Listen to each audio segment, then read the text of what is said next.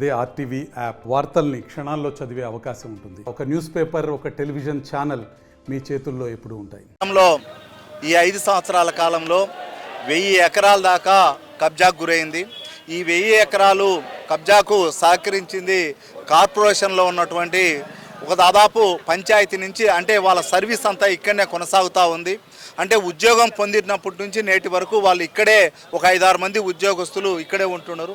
Revenue కరప్షన్కు ప్రధానమైనటువంటి కారకుడు విజయభాస్కర్ గౌడ్, తర్వాతంగా కొంతమంది అధికారులు ఉన్నారు.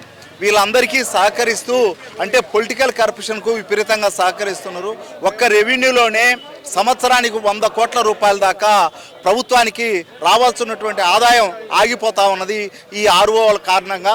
కాబట్టి కడప నగరంలో సిట్ వేసి అన్ని డిపార్ట్మెంట్ల మీద విచారణ జరపాలి. 5,000 కోట్ల రూపాయలు 2019 నుంచి 2024 వరకు ఈ నగరపాలక సంస్థలో పొలిటికల్ కరప్షన్ జరిగింది. అధికారుల సహకారంతోనే ఈ కరప్షన్ జరిగింది అనేటువంటిది ఆధారాలతో సహా జనవరి 4వ తేదీన ఈ కమిషనర్ గారికి ఇచ్చాం. అలాగే కడప ఎమ్మెల్యే గారికి ఇచ్చాం, కమలాపురం ఎమ్మెల్యే గారికి ఇచ్చాం, తెలుగుదేశం పార్టీ పొలిట్ బ్యూరో గారికి ఇచ్చాం, జేసీ గారికి ఇచ్చాం. కైనా ఇప్పటి వరకు ఎలాంటి పరిష్కారం లేదు. అందుకే మహానాడు జరుగుతూ ఉంది. ఈ మహానాడు లోపల దీని మీద సరైనటువంటి యాక్షన్ తీసుకోకపోతే పెద్ద ఎత్తున నిరసన కార్యక్రమాన్ని చేపట్టాల్సినటువంటి అవసరం ఉంది. ఎందుకంటే చంద్రబాబు నాయుడు 7 రోడ్డు సర్కిల్లో చాలా క్లియర్గా చెప్పాడు, మేము అధికారంలోకి వస్తే నగరంలో జరిగినటువంటి అవినీతిని వెలికి తీస్తామని చెప్పి. 9 నెలలు అయితే అంటే ప్రభుత్వం నిద్రపోతా ఉంది. అది రెడ్డి బుక్క లేకపోతే అవినీతికి సహకరించే బుక్క అనేటువంటిది అర్థం కావటం లేదు. కాబట్టి వెంటనే సిట్ను వేయాలని చెప్పి మేము విజ్ఞప్తి చేస్తా ఉన్నాం. ఆ రకంగా నగరపాలక సంస్థలో జరిగినటువంటి అవినీతిని పూర్తిగా వెలికి తీయాలి. భాస్కర్ గౌడ్ లాంటి వ్యక్తులను ప్రభుత్వానికి సరెండర్ చేయాలి. సరెండర్ చేయడమే కాదు, సరెండర్ చేసిన తర్వాత సిట్తో విచారణ జరపాలని చెప్పి ప్రధానమైనటువంటి డిమాండ్ తోటి ఈ కార్యక్రమం చేశాం. నమస్కారాలు. మున్సిపాలిటీ నుంచి కార్పొరేషన్ అయినప్పటి నుంచి కూడా కొంతమంది వ్యక్తులు దాదాపుగా 30 ఏళ్ళ నుంచి ఇక్కడే ఉన్నారని వాళ్ళపైన అభియోగం వచ్చింది. కాబట్టి ఉద్యోగి పైన కూడా మీరు చర్యలు తీసుకోకపోతే ప్రభుత్వం పైన విశ్వాసం పోతుంది. కాబట్టి దీర్ఘకాలికంగా ఇక్కడే పనిచేసి వాళ్ళ యొక్క స్వప్రయోజనాల కోసము, తర్వాత ఊర్లో కూడా ఈ నగరంలో కూడా వాళ్ళు ఇష్టం వచ్చేట్టు పనులు వేస్తున్నారు. పనులు వేసే విధానం ఉంది.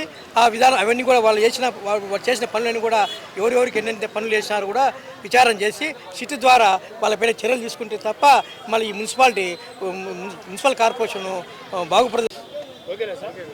అందరికీ జయభీములు. గత 30 సంవత్సరాలుగా మరి కార్పొరేషన్లో జరుగుతున్నటువంటి అవినీతి పైన చర్యలు తీసుకుంటాము, విచారణ జరిపిస్తామని చెప్పి మరి నేడు ఇప్పుడు పరిపాలనలో ఉన్నటువంటి పార్టీ కూడా ముందు దీనిపైన అవినీతి కోట్లాది రూపాయల దుర్వినియోగానికి కారకులైన వాళ్ళపైన చర్యలు తీసుకుంటామని చెప్పి ఇంతవరకు చర్యలు తీసుకోవటం చాలా బాధాకరమైనటువంటి విషయము. మరి ఇక్కడ పనిచేస్తున్నటువంటి అధికార యంత్రాంగం కూడా మరి మా పైన ఏ విధమైన చర్యలు తీసుకోలేదు, మమ్మల్ని ఏం చేసుకుంటారనే క్రమంలో వాళ్ళు తెగబడి అవినీతికి పాల్పడుతూ ఉంటే చాలా బాధాకరమైనటువంటి విషయము. ఈ క్రమంలో ఏదైతే ప్రజలకు అందించాల్సినటువంటి సేవలు అందించే విషయంలో మరి నిర్లక్ష్యం వహిస్తూ మరి వీళ్ళు అవినీతి చేసుకోవటానికి కోట్ల రూపాయలు గడించడానికి అవకాశాలు కల్పించటము చాలా బాధాకరమైనటువంటి విషయము. దీన్ని యావత్తు కార్పొరేషన్లో ఉండేటువంటి వాళ్ళందరూ కూడా ఖండిస్తూ ఉన్నారు. మరి కార్పొరేషన్ అవినీతి పైన చేస్తున్నటువంటి వాటిపైన ఇచ్చేటువంటి ఏవైతే రిప్రజెంటేషన్స్ ఉన్నాయో అన్నీ కూడా బుట్టతాకలు అవుతూ ఉన్నాయి. మరి ఇప్పుడైనా కానీ మరి ఈ పార్టీ దీనిపైన సిట్టు వేసి విచారణ జరిపించి ఈరోజు కోట్లాది రూపాయలు ఖరీదు చేసేటువంటి కార్పొరేషన్ భూములు సైతం హస్తగతం అవుతూ ఉంటే, భూ దురాక్రమణలు జరుగుతూ ఉంటే.